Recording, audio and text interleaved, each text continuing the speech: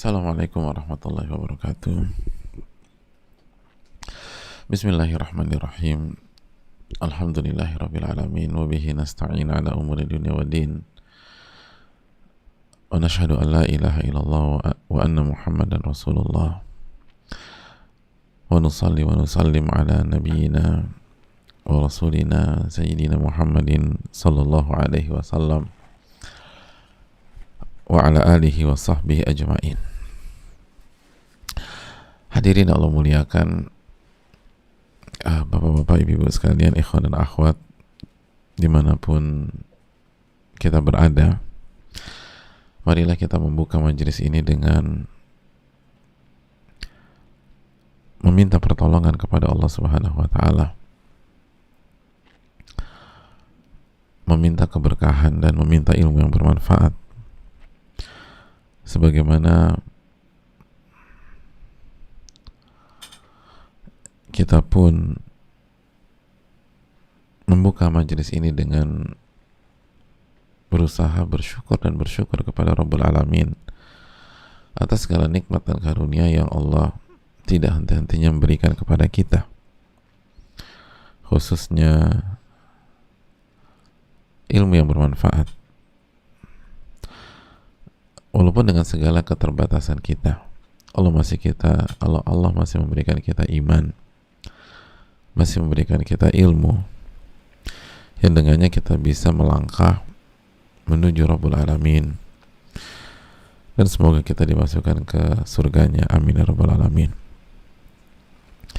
Selanjutnya salawat dan salam semoga senantiasa tercurahkan kepada junjungan kita, Nabi kita Sayyidina Muhammadin sallallahu alaihi wasallam beserta para keluarga, para sahabat dan orang-orang yang istiqomah berjalan di bawah naungan sunnah beliau sampai hari kiamat kelak. Hadirin Allah muliakan, masih bersama Al-Imam An-Nawawi rahimahullah, masih bersama salah satu kitab terbaik di dunia, Riyadhus Shalihin, dan masih bersama bab ketakwaan. Dan hadirin Allah muliakan, masih bersama surat Al-Anfal ayat 29, ketika Allah Subhanahu wa ta'ala berfirman, ya ayyuhalladzina amanu in tattaqullaha yaj'al lakum furqana wa yukaffir 'ankum sayyi'atikum wa yaghfir lakum wallahu dzul fadlil 'adzim. Wahai orang-orang yang beriman, apabila kalian bertakwa kepada Allah, maka Allah akan berikan furqan, dan Allah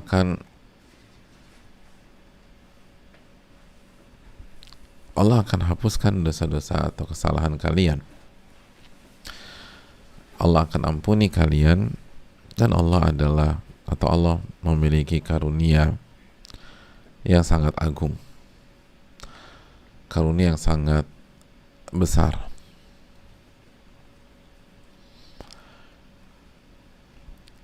Jamaah yang Allah muliakan, pada pertemuan yang lalu kita sudah menjelaskan bahwa takwa itu akan memberikan kita al-furqan. Takwa itu akan memberikan kita al-furqan, alat atau kemampuan membedakan mana yang hak, mana yang batil, mana yang benar, mana yang salah, mana yang bermanfaat, mana yang merusak, mana yang menjerumuskan. Dan kita sudah jelaskan bahwa caranya ketika orang bertakwa itu Allah kasih ilmu. Dia karena punya ilmu, karena takwa adalah menjalankan perintah dan menjauhi larangan, dan salah satu perintah Allah menuntut ilmu. Dan di waktu yang sama, ketika kita menuntut ilmu dan kita jaga diri kita dari maksiat, itu akan memperkuat ilmu kita. Dan sebaliknya, walaupun kita rajin nuntut ilmu, rajin ikut kajian, tapi kalau kita nggak bertakwa, kita tetap jalanin maksiat, maka itu akan memudarkan ilmu kita. akan memudarkan ilmu kita, dan kita tidak bisa memanfaatkan ilmu yang sudah kita miliki atau ilmu yang sudah kita hafal. Hadirin Allah muliakan,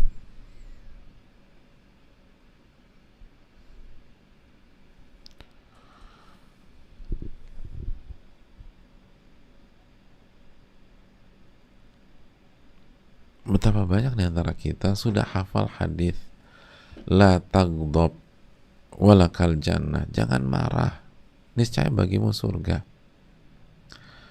Tapi lagi-lagi gagal memanfaatkan ilmu yang dia udah punya nih. Ini bukannya nggak ngerti, udah punya dia. Tapi begitu terpancing, dan luar biasanya terpancing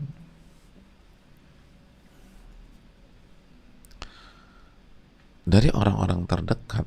Kalau terpancing oleh musuh sih masih mending ya, oh musuhnya wajar. Ini orang-orang terdekat. Terpancing oleh suami, terpancing oleh istri, terpancing oleh anak-anak, meledak marahnya. Marahnya meledak. Emosi.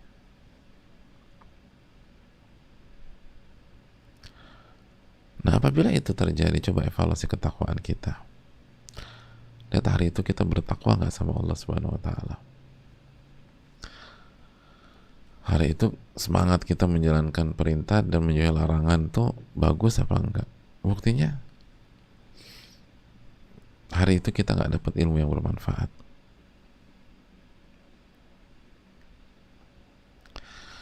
Dan nggak usah berkecil hati, nggak usah putus asa. Tinggal perbaiki ketakwaan, nanti Allah kasih lagi. Udah evaluasi, ini maksiat apa yang saya lakukan ya? Oh ini, oh deh, tinggalin itu.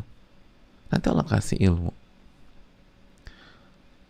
Kita udah bahas kemarin, wattaqullah wa yu'allimukumullah, dan bertakwalah kepada Allah dan Allah akan ajarkan kalian ilmu. Surat apa tuh?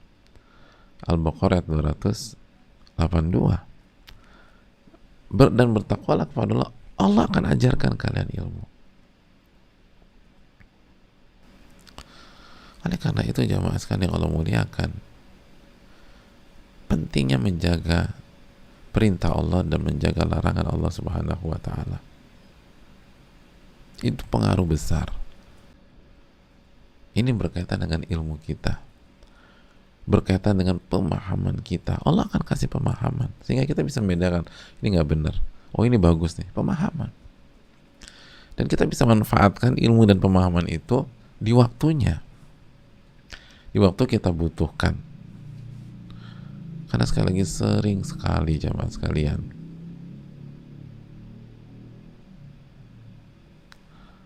sering sekali kita tidak bisa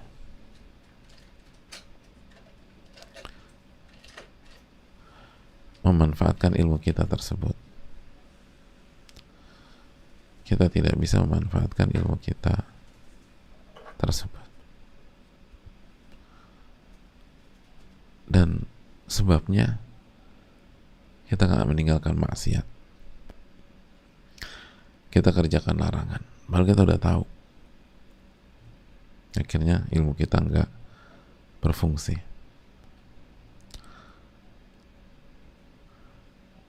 Lalu pembahasan kita terakhir, Allah akan kasih firasat yang kuat. Firasat yang kuat. Dan itulah orang-orang yang benar-benar bertakwa. Semakin bertakwa seseorang, firasatnya semakin kuat. Dan semakin lemah ketakwaan seseorang, maka firasatnya nggak kuat. Dan kalaupun kuat, tapi saya punya kenalan tuh nggak pernah sholat dia, tapi firasatnya kuat tuh. Kalaupun kuat, hanya di bidang dunianya saja, ada di situ aja, hanya di bidang dunianya saja. Beda dengan orang-orang bertakwa, di dunia dan akhirat. Jadi Allah kuatkan firasatnya bukan hanya berkaitan dengan bukan bidang dunianya, tapi juga berkaitan dengan masa depan di akhirat. Tentang orang-orang yang bisa menggelincirkan dia dari neraka, menggelincirkan dia ke neraka, orang-orang yang bagus untuk jadi teman hidup atau sahabat kehidupan yang akan membawa dia ke surga. Itu dia bisa punya firasat kayak begitu. Sebagaimana Hasan al-Basri kita jelaskan. Jundub bin Abdillah kita sudah jelaskan. Utsman bin Affan.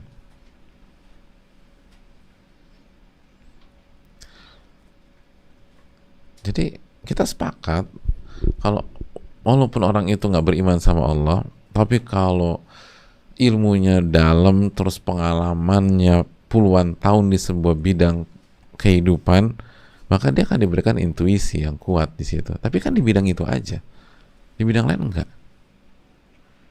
Beda dengan orang-orang yang bertakwa. Karena Allah nggak zalim.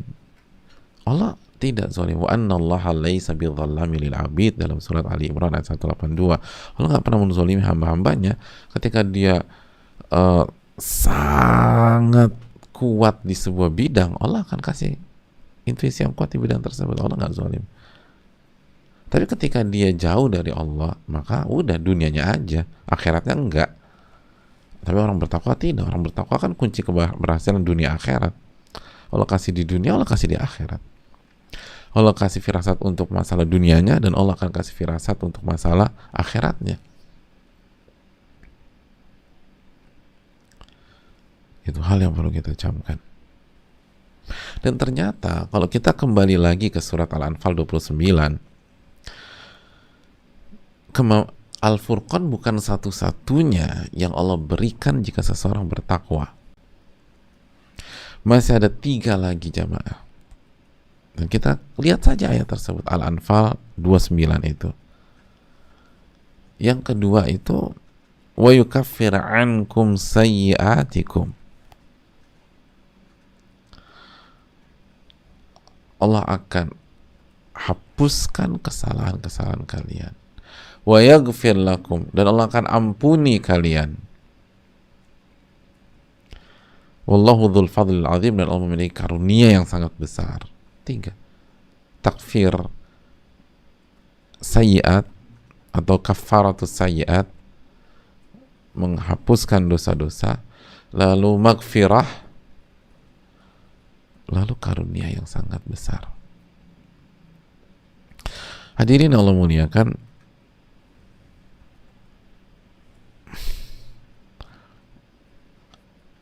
mari kita lihat yang kedua. Kata Allah berfirman, akan menjadi kafarat untuk dosa-dosa kita. Akan menjadi kafarat untuk dosa-dosa kita. Lalu yang berikutnya, ampunan, magfirah. Nah, mungkin ada yang bingung, bedanya apa ya antara kafarat sayyiat dan magfirah? Ini kan sama aja, Ustaz. Jamaah yang Allah muliakan, mari kita simak keterangan para ulama. Pada dasarnya magfirah atau kafarat sayyiat itu sama jika disebutkan secara independen gitu. Jadi kalau disebutkan secara sendirian, amalan ini akan mengkafaratkan dosa, itu artinya magfirah. Allah akan memberikan magfirah, itu artinya kafarat sayyiat atau takfir sayyiat. Jadi ini sinonim. Kalau disebutkan sendirian, seperti muslim sama mukmin gitu, Islam sama iman. Kalau cuma disebutkan Islam berarti termasuk iman. Ketika wahai orang-orang beriman, ya Islam juga. Ini hampir sama. Kafarat sayyiat sama magfirah.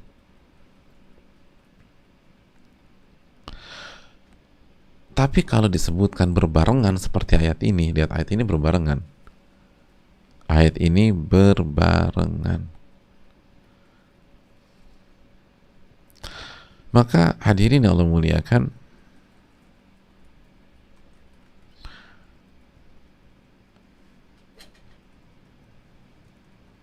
dijelaskan para ulama seperti Al-Imam Ibnu Qayyim, juga seperti Al-Imam As-Sa'di, bahwa kafarat sayyiat lebih mengarah pada dosa-dosa kecil, dan magfirah itu lebih mengarah ke dosa-dosa besar.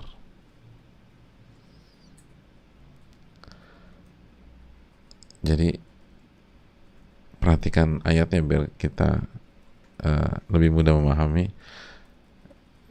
Jadi ketika Allah mengatakan barang siapa yang bertakwa, Allah akan berikan Al-Furqan, lalu apa? Wa yukaffir ankum sayyiatikum, itu maksudnya Allah akan ampuni dosa-dosa kecil kalian. Wa yaghfir lakum, dan Allah akan ampuni dosa-dosa besar kalian. Wallahu dzul fadlil azim. Dan Allah Maha memiliki karunia yang sangat luas. Jadi ingat, dosa kecil, dosa besar. Dosa kecil, dosa besar. Itu yang ditawarkan oleh Allah Subhanahu wa taala. Disampaikan oleh Allah Subhanahu wa taala.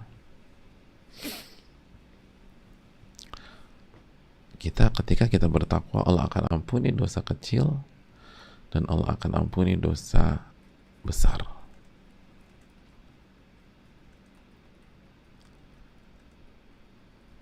Takfir, dosa kecil.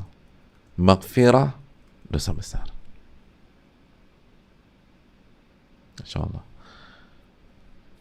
Jadi kita buat simpel. Kita lagi duduk di sebuah restoran misalnya, tiba-tiba teman kita bawa satu botol minuman keras, taruh depan kita, dituangkan, kita ditawarkan minum, lalu kita bilang mohon maaf saya tidak minum. Oh, udah sekali aja mas. Enggak, tolong singkirkan minuman ini dari depan saya. Maka selain kita dapat pahala, selain kita dikasih kemampuan Al-Furqan, pada saat kita tolak itu, Allah ampunkan dosa-dosa kita itu. Diampuni itu dosa. Nolak nih, dosa-dosa yang lain diampuni. Subhanallah. Ini kita lupakan. Jadi kita berpikir, kan, jangan minum, ini haram, ini dosa. Titik. Biasa kan kita berpikir sampai situ. Kita hanya berpikir sampai titik itu aja. Jangan diminum, karena kalau diminum Anda dosa. Maka jangan melakukan dosa. Nah, setelah belajar ayat ini jamaah sekalian, ketika kita ditawarin dosa, kita harus berpikir lebih dalam. Jangan diminum, karena ini dosa. Dan ketika saya nggak minum, dosa-dosa saya yang lama pun diampuni oleh Allah Subhanahu Wa Taala. Itu poin. Ya, ada wanita atau laki-laki nge-DM kita. Ini arahnya negatif nih. Jangan dibalas. Jangan direspon. Kenapa? Karena ini dosa. Dan ketika kita tidak balas atau kita respon, dosa-dosa kita yang dulu diampuni oleh Allah. Diampuni oleh Allah.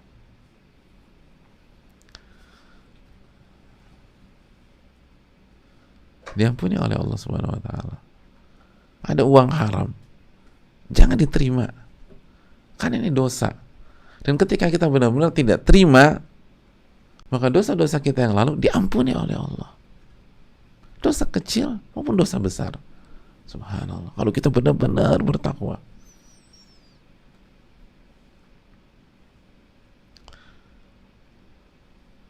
Jadi terapkan.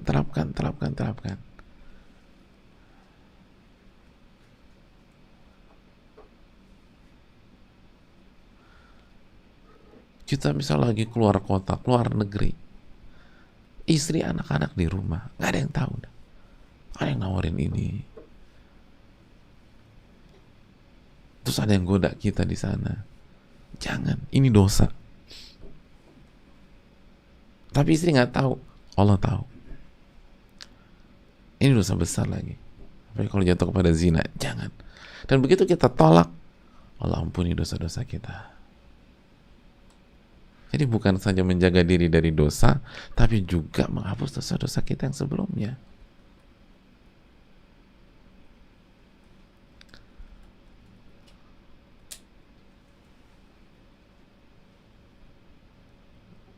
Ada sebagian suami nggak bisa nahan tangannya kalau marah sama istri, main pukul aja.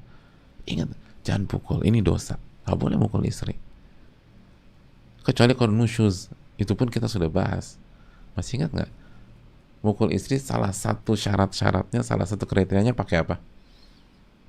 Hah? Pakai apa jemaah? Sapu hijau. Kok sapu hijau? Pakai apa? Pakai siwak. Berapa batang? Satu lusin. Satu doang. Terus nggak boleh di tempat, dia nggak boleh di wajah dan atau di bagian tubuh sensitif. Jadi nggak boleh nyambak, nempeleng, nampar, mukul, nggak boleh. Udah meledak gitu, pengen mukul, tangan, ini dosa. Dan begitu kita bisa tahan, dosa-dosa kita yang lalu diampuni oleh Allah. Dosa-dosa kita yang lalu diampuni oleh Allah. Ibu-ibu juga gitu. Susah banget jaga lisan. Pengennya ngomong, pengennya komentar, pengennya ngetik. Jangan, tahan, ini dosa, nggak boleh. Begitu kita tahan, dosa-dosa kita yang lalu diampuni oleh Allah. Karena ini bertakwa. Ini poin. Diajak gibah, nggak mau, nggak. Udah kita ganti omongan aja deh. Kita bicarakan Allah aja gimana? Ya nggak seru, nggak seru. Udah nggak sih kita ngumpul gitu, ada orang mau gibah, nggak, jangan. Kalau kita mau ngobrolin Allah aja, nama-nama dan sifat-sifat Allah.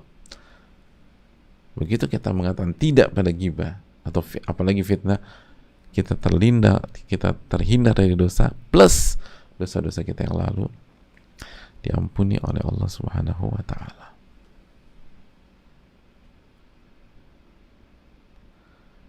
Oh, ini enak sekali kan jamaah. Subhanallah.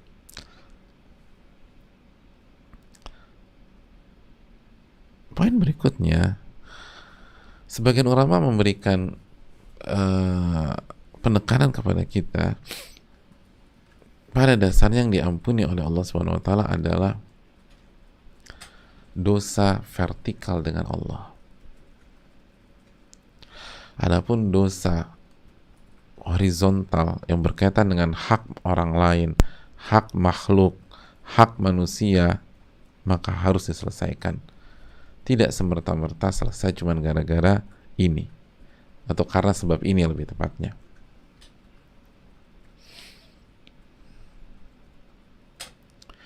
Contoh,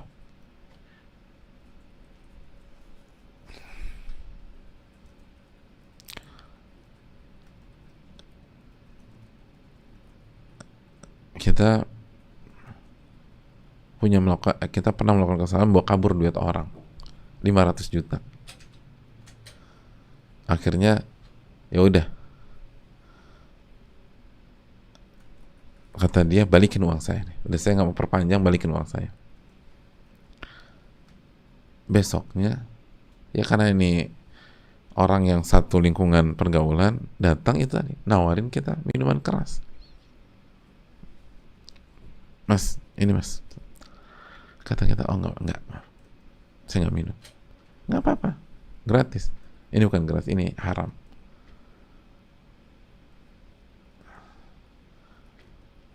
Nggak mau nih, nggak mau, haram. Oke. Oh ya, ngomong-ngomong, kapan kamu balikin uang saya? Oh, udah impas mas. Loh, kok udah impas? Ya tadi kan saya udah nolak maksiat mas. Kata Allah, kalau menolak maksiat itu dosa-dosa diampuni. Jadi saya udah gak punya tanggungan lagi sama mas. Lo enak banget ya mah kalau begitu ceritanya. Jadi nggak bayar utang, nggak bayar duit orang, nggak bisa. Yang diampuni dosa-dosa vertikal. Adapun hubungan sama orang lain harus diselesaikan. Kalau nggak selesai di dunia, selesai di akhirat. Itu poinnya. Oleh karena itu hadirin yang Allah muliakan,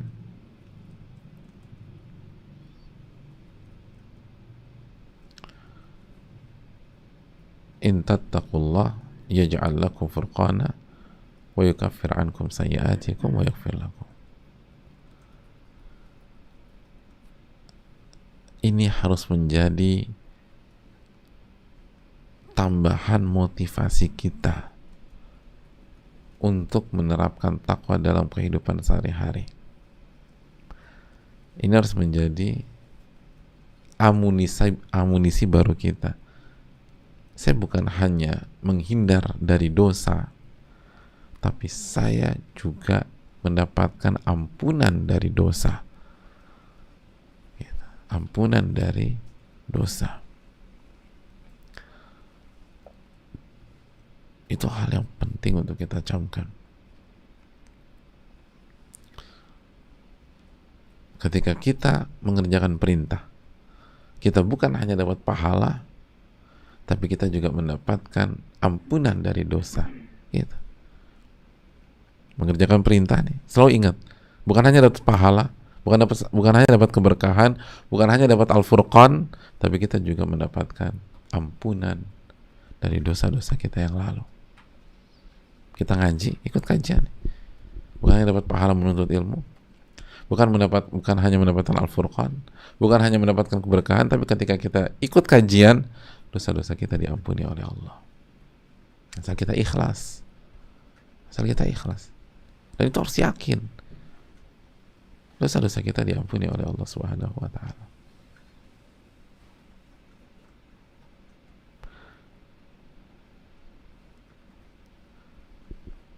Begitu seterusnya.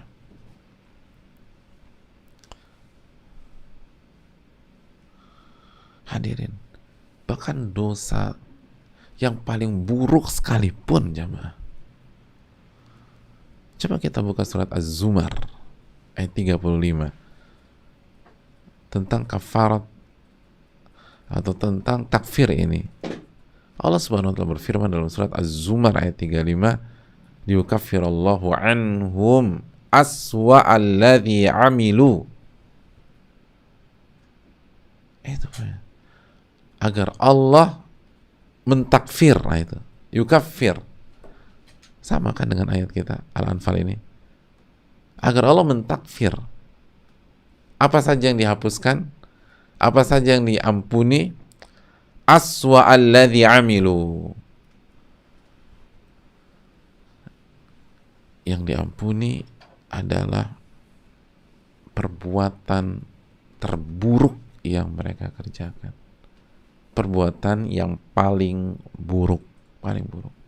Coba kita ingat apa hal yang paling buruk yang pernah kita lakukan, yang berkaitan dengan dosa dosa vertikal. Itu diampuni kalau kita benar-benar bertakwa. Yang paling buruk. Setiap kita paling tahu lah. Balil insanu ala nafsi basira. Setiap orang tahu kondisi masing-masing. Setiap orang tahu masa lalunya masing-masing. Yang paling buruk Allah akan ampuni. Yang paling buruk. Liyukaffirallahu anhum aswa alladhi amilu. Makanya jamaah sekalian, jangan pernah putus asa dari rahmat Allah. Jangan pernah kehilangan harapan.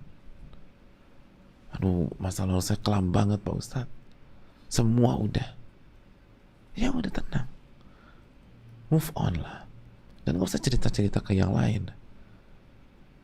Taubat, jadi orang yang bertakwa. Liyukaffirallahu anhum aswa alladhi amilu. Ini kan berkaitan dengan takfir dosa atau sayyiat. Dan kalau bicara takfir dosa, Az-Zumar 35 kata para ulama.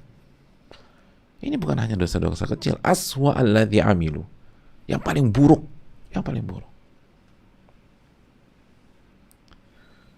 Maka ketika kita mungkin tergelincir atau khilaf melakukan dosa yang buruk banget, bangkit lagi jamaah. Dan gak usah meratap, langsung aja bertakwa, bertakwa, bertakwa. Jalankan perintah Allah, jauhi larangan Allah. Dan lakukan dengan penuh keikhlasan.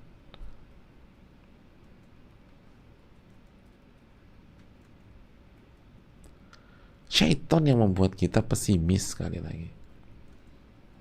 Syaitan. Asyaitanu ya'idukumul faqra wa ya'murukum bil fahsya.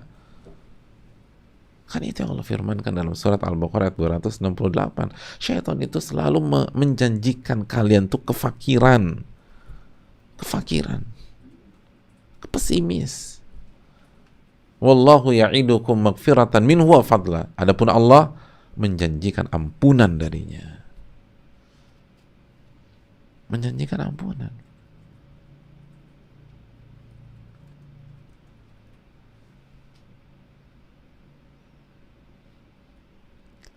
Dan menjanjikan karunia.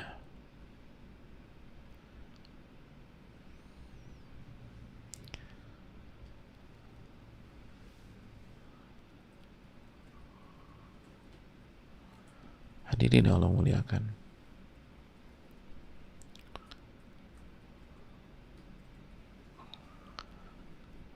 Termasuk yang paling buruk.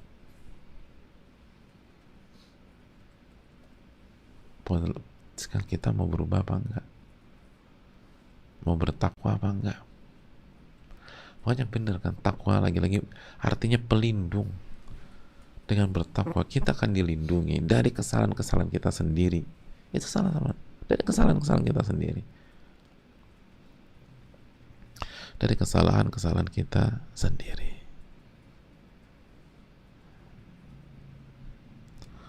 Oleh karena itu hadirin Allah muliakan,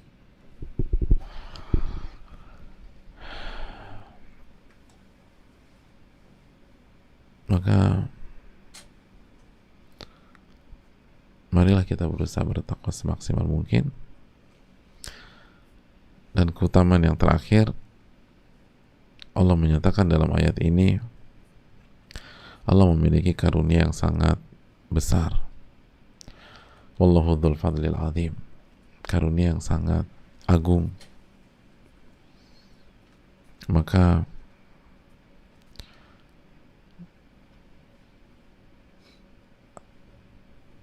mintalah karunia itu kepada Allah dengan bertakwa kepadanya. Jangan putus asa, jangan pesimis. Seberat apapun kondisi, misalnya seperti pandemi sekarang, Wallahu dzul fadlil azim. Allah memiliki karunia yang sangat-sangat agung yang gak bisa dibandingkan dengan siapapun. Maka kata Allah, fatlubul fadla minhu, maka mintalah karunia dan carilah karunianya dengan bertakwa dan kembali kepada Allah Subhanahu wa taala.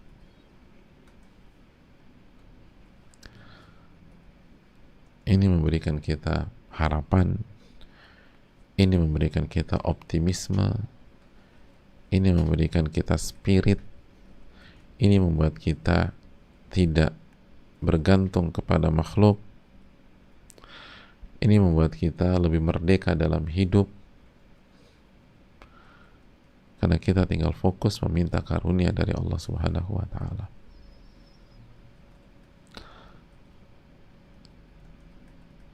Dan dengan demikian berakhirlah ayat-ayat yang Al-Imam Nawawi bawakan dalam bab taqwa. Dan insya Allah pada pertemuan yang akan datang kita masuk ke hadis pertama, hadis Abu Hurairah. Kita buka sesi tanya jawab pada kesempatan kali ini.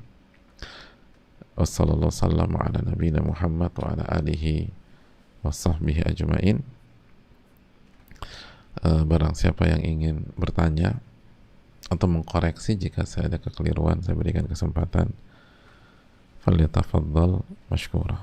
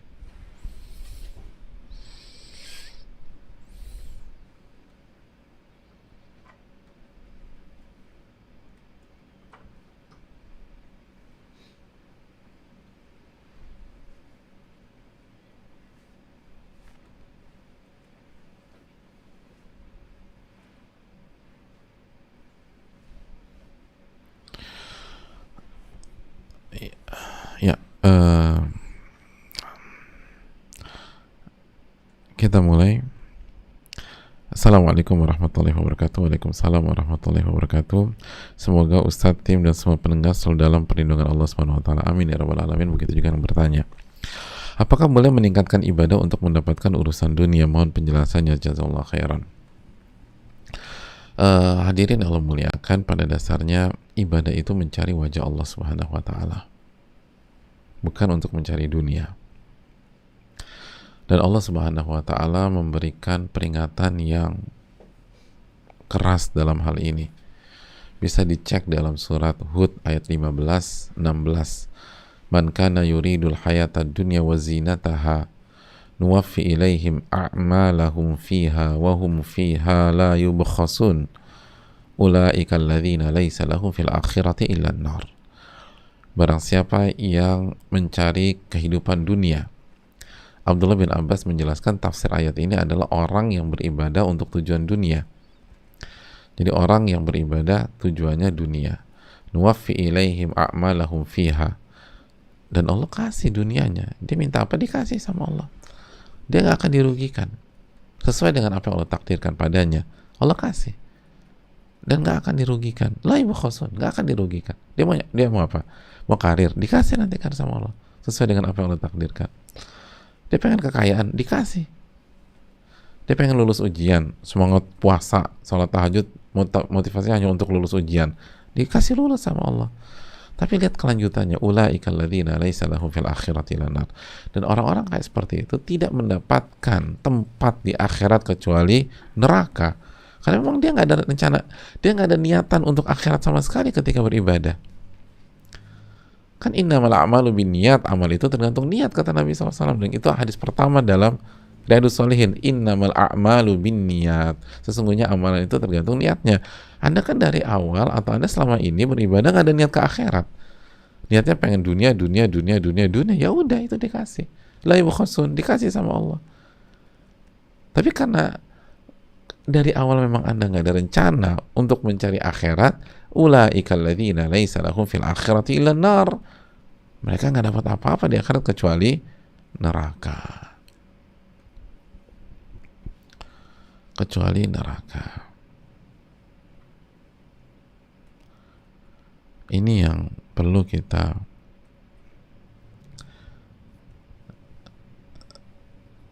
tanamkan jamaah sekalian. Dan jamaah sekalian, kalau kita niatnya akhirat, dunia insya Allah dapat. Dunia dapat. Jadi sekali lagi, kalau tujuan kita akhirat, insya Allah dunia itu dapat. Jadi buat apa kita pertaruhkan semuanya sehingga gagal dengan mencari atau dengan niat yang mencari dunia. Dan dalilnya kan sudah kita bahas jamaah sekalian Allah muliakan. Man kanatil akhiratu hammah jama'allahu syamla wa ja'ala al-ghina fi qalbi wa ta'tihi dunya wa hiya ragimah. Barang siapa yang akhirat menjadi ambisi, tujuan dan niatnya, Allah akan mudahkan seluruh urusannya. Allah akan selesaikan seluruh urusannya. Dan Allah kasih kekayaan di dalam hatinya. Dan dunia datang dalam kondisi dunia itu hina. Dunia itu datang dalam kondisi dunia itu rendah. Itu hal yang perlu kita camkan. Oleh karena itu jamaah sekalian yang Allah muliakan,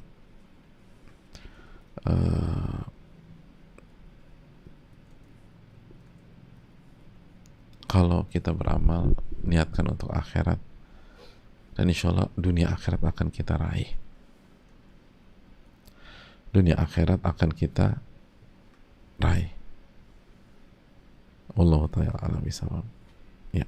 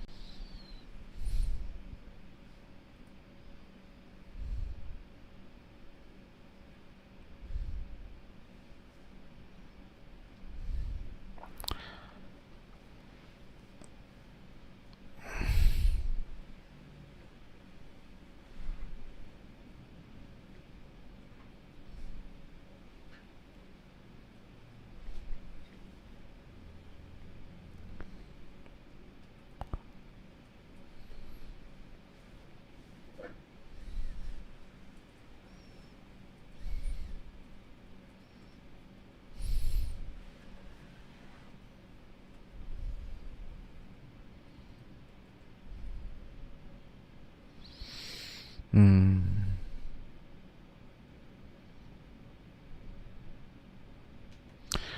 ada banyak pertanyaan tentang firasat dan perbedaan antara firasat dengan beberapa hal lain. Hadirin yang Allah muliakan, kita uh, kita coba jelaskan langsung dari keterangan para ulama aja ya. Yang pertama, mencakup banyak sekali pertanyaan tentang hal ini. Apa perbedaan antara firasat dengan buruk sangka? Nah, dijelaskan oleh para ulama, di antara bisa dicek dalam kitab Qutul Qulub. Perbedaannya saya bacakan biar clear. Maksudnya clear langsung dari keterangan ulama-ulama kita. Annal firasa ma tawassamat min akhika bidalilin yadharu laka. Firasat itu feeling atau perasaan ya, intuisi yang muncul dari diri kita ketika menyikapi sebuah objek atau seseorang dengan dalil yadharu laka, ada dalilnya, ada sign-nya gitu loh, ada tanda yang terlihat atau yang nampak bagi Anda, au syahid yabdu minhu, atau ada sesuatu yang menjadi saksi begitu, atau tanda lagi-lagi yang bisa disaksikan, lalu melahirkan intuisi gitu. Walaupun tandanya tuh samar, tipis, kecil gitu loh, yang lain nggak lihat, kita yang lihat. Yang ini nih, wala tantiqu bihi in kana su'an, dan kita tidak menyampaikan kalau itu buruk, atau tidak, wala tudhiru, dan tidak diperlihatkan, wala tahkum alaih, dan tidak ini tidak dihukumi, dalam arti tidak dijust, nggak difonis gitu loh, wala taqta, dan nggak dipastikan. Makanya kalau kita lihat ucapan-ucapan contoh-contoh dari Utsman bin Affan, lalu Hasan al-Basri, lalu kemarin kita Jundub bin Abdillah, kan nggak ada yang memastikan, dan bahasanya tuh halus banget. Ini akan jadi tokoh anak muda nih jika dia nggak menyimpang. Jadi nggak difonis kamu akan menyimpang dan seterusnya. Atau misalnya juga mengatakan bisa jadi orang yang baca Al-Quran hari ini besok jadi Khawarij. Itu kan hadis Nabi, yaqra'un Al-Quran, orang Khawarij itu pembaca-pembaca Al-Quran. Yang membaca kan yang lain. Kayaknya Anda nyinggung orang itu deh, arahnya tuh ke dia deh. Tapi Junub kan nggak bilang segala macam, jadi nggak difonis dan nggak langsung dipastikan gitu loh. Dan tetap jaga lisan. Lihat ulama kita jaga lisan. Adapun buruk sangka, madhanantahu min su'i ra'ika fi, dugaan Anda dari buruknya pandangan Anda kepada orang tersebut, atau karena hasad dalam hati kita terhadap dia, atau karena niat kita salah gitu loh. Aulisu ini yatin takun khubtha halin fik, atau hati kita kotor, ta'rifuha min nafsik, dan kita tahu sebenarnya tentang diri kita tersebut. Jadi kita tahu lah, ini karena aku hasad nih, aku benci sama dia segala macam. Kalau firasat nggak ada urusan, nggak ada hasad, nggak ada benci, nggak ada hati kotor, enggak, cuman intuisi gimana sih, kan gitu ya. Fatahmilu hala akhika alaiha, lalu akhirnya karena hati kita udah kotor, saudara kita masukkan ke hati kita kotor tersebut, ya jadi deh gitu loh. Fahadha huwa su'udhan wal itham, inilah yang dimaksud buruk sangka dan dosa. Dan buruk sangka dan dosa, kata para ulama, ghibatul qalbi, ini gibah hati. Masya Allah. Jadi buruk sangka ini gibah hati. Hati-hati loh jemaah. Buruk sangka itu gibah hati. Jadi mungkin kita nggak ucapkan, tapi di hati kita bergejolak, dia pasti gini, ini pasti ini belum. Nah, itu gibah hati, itu kata para ulama. Gibah hati. Itu hal baik. Terus apa bedanya firasat dengan ilham?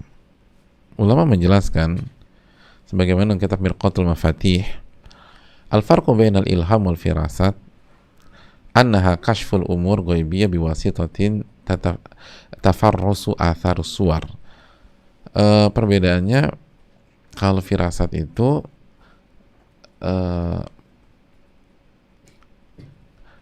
ada wasitahnya gitu, ada sarananya, itu ada sign-nya, ada tanda, ada sesuatu yang ini enggak gitu.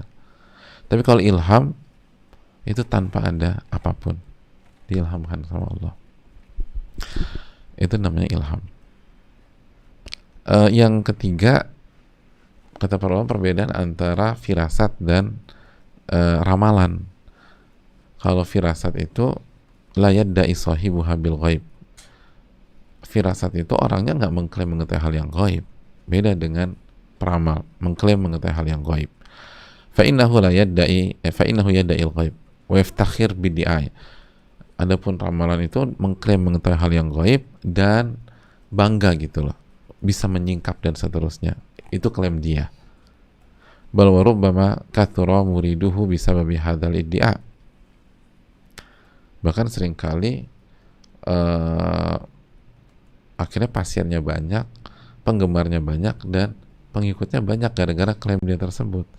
Adapun firasat nggak kesana arahnya. Dia tidak mengklaim tahu hal yang gaib, apalagi membangga-banggakan, enggak. Dan yang berikutnya juga, firasat dibangun di atas ketakwaan pada dasarnya, atau hal-hal yang dibenarkan oleh syariat, hal-hal yang dibenarkan oleh syariat.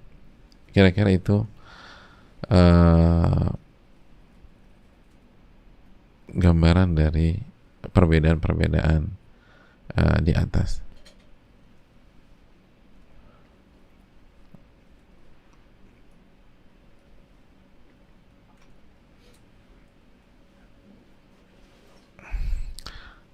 Sebagai contoh, misal Abu Darda, seorang sahabat, itu mengatakan, ittaqu firasatal ulama, hati-hatilah dengan firasatnya para ulama. Fa innahum yanzuruna binurillah, karena mereka melihat itu dengan cahaya Allah, dengan ilmu Allah. Lihat, ada ininya, cahaya Allah, ilmu Allah. Karena kan menguasai Al-Quran ada kisah, ada pengalaman hidup umat-umat sebelumnya, jelas itu. Innahu syai'un yaqdhifuhu Allahu fi qulubihim. Itu tuh pemberian dari Allah yang Allah masukkan ke dalam hati mereka. Wa ala alsinatihim, dan pemberian kepada lisan mereka. Allah ta'ala a'lam bishawab.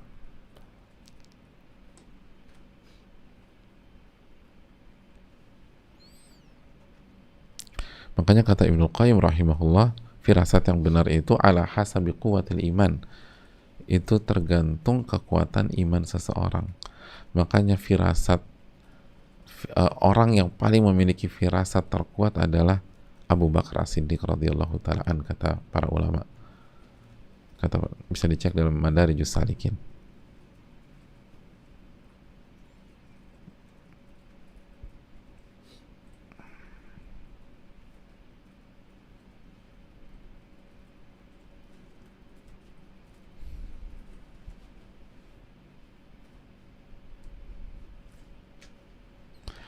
Dan di antara keterangan para ulama yang lain,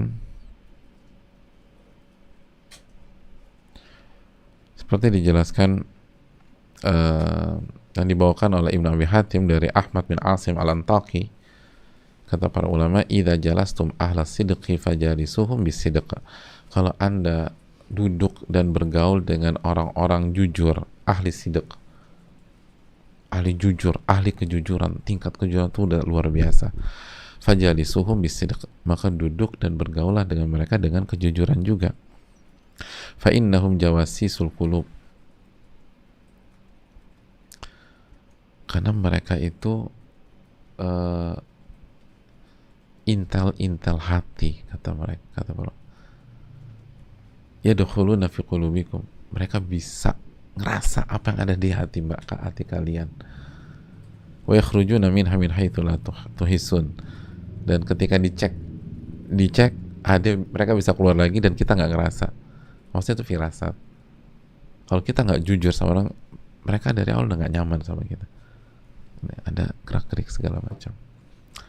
Wallahu ta'ala alam bisawab. Itu keterangan para ulama. Jadi kalau berkumpul dengan orang, udah jujur aja deh, jangan segala macam, nggak usah jujur lah. Ada feel, ada rasa. Makanya bahasanya jawasisul qulub. Mereka itu kayak spy-nya hati gitu loh. Ya karena itu tadi kan, orang pelatih sepak bola yang puluhan tahun itu bisa ngebaca bakat dari pemain-pemain junior. Ah, ini kayak pemainnya ada bakat mana? Pelatih tinju gitu tahu bakat petinju masih kecil-kecil. Ah, ini jago, ini calon juara dunia, ini SEA Games saja. Gitu. Nah, gimana dengan ulama yang tiap hari berinteraksi dengan hati, ngebahas hati dan jiwa, membaca ayat-ayat Quran yang melembutkan hati? Ya wajar kalau punya kemampuan demikian. Ini apa? Ilmiah jemaah, bukan ramalan, ilmiah. Wallahu ta'ala alam bisawab. Makanya kalau kita mau kuat ya udah interaksi aja kan. Makanya Al-Quran itu apa sih? Hudalil muttaqin, itu petunjuk bagi orang-orang bertakwa, petunjuk. Makanya di Al-Quran ada konsep kehidupan, di Al-Quran ada sejarah peradaban, ada kisah yang menjelaskan pola kehidupan. Dan kalau orang tuh terus ngulikin, bukan setahun, bukan 2 tahun, bukan 3 tahun, bertahun-tahun, maka firasat terhadap kehidupannya sangat kuat dengan izin Allah Subhanahu wa taala. Wallahu taala alam bisawab.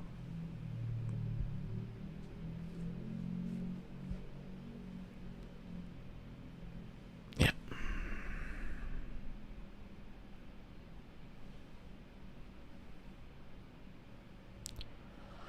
Dan menariknya terakhir,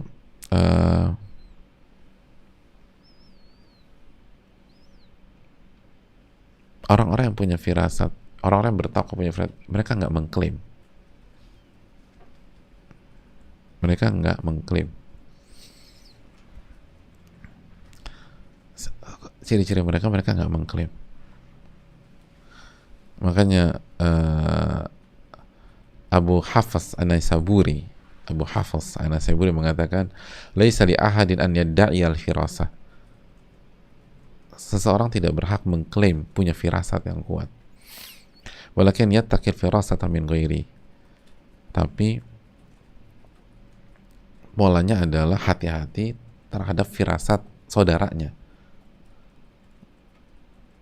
Li'anna Nabi sallallahu alaihi wasallam qala, karena Nabi SAW bersabda, ittaqu firasatal mu'min fa innahu yanzuru binurillah. Hati-hatilah dengan firasat orang beriman karena dia melihat dengan cahaya Allah. Sekilas info aja, hadis ini dilemahkan oleh banyak para ulama secara sanad, tapi maknanya benar. Maknanya benar. Didukung oleh banyak dalil, diantaranya Abu Darda. Ucapan Abu Darda tadi, ittaqu firasatal ulama. Jagalah firasat atau hati-hatilah terhadap firasat ulama. Jadi ini hadis maknanya benar. Walam yaqul tafarrasu. Dan ulama nggak pernah mengarahkan atau konsepnya bukan mengarahkan berfirasatlah, enggak. Wa kaifa yasihu da'wal firasa liman huwa fi mahal ittiqa'il firasa. Jadi intinya, karena kalau seseorang mengklaim firasat saya kuat, itu kan sama saja mengklaim ketakwaan. Dan kita nggak boleh merasa diri suci, nggak boleh merasa diri suci. Makanya nggak mengklaim. Sebagaimana orang beriman nggak mengklaim ilmunya paling sempurna, karena Allah yang paling tahu siapa yang paling bertakwa. Makanya Allah berfirman dalam surat An-Najm ayat 32, fala tuzakku anfusakum huwa a'lamu bimanittaqa. Maka jangan mengklaim diri kalian suci. Jangan merasa diri suci, menganggap diri kalian suci. Huwa a'lamu biman ittaqa. Allah yang maha tahu siapa yang bertakwa. Jangan mengklaim. Jangan mengklaim. Makanya nggak mengklaim. Dan bahasanya hati-hati, takut salah. Lihat keterangan para ulama kemarin, bahasa mereka hati-hati.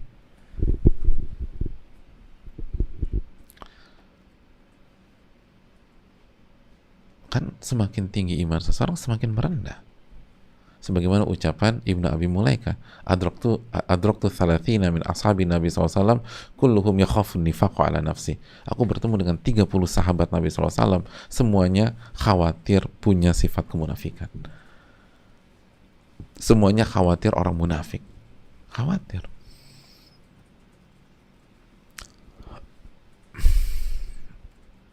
Jadi itu juga yang membedakan. Makanya tadi kan kita jelaskan, nggak dibangga-banggain, enggak.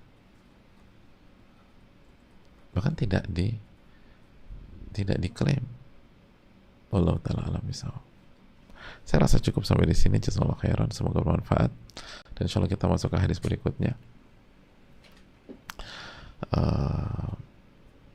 Mari kita berusaha bertakwa kepada Allah Subhanahu wa taala, karena kita dapat banyak sekali keuntungan, banyak sekali kebaikan kalau kita bertakwa. Subhanakallahumma bihamdika asyhadu an la ilaha illa anta astaghfiruka wa atubu ilaik. Rabbana taqabbal minna wa nas'aluka ilman nafi'an wa na'udzubika min ilmin la yanfa'. Assalamualaikum warahmatullahi wabarakatuh.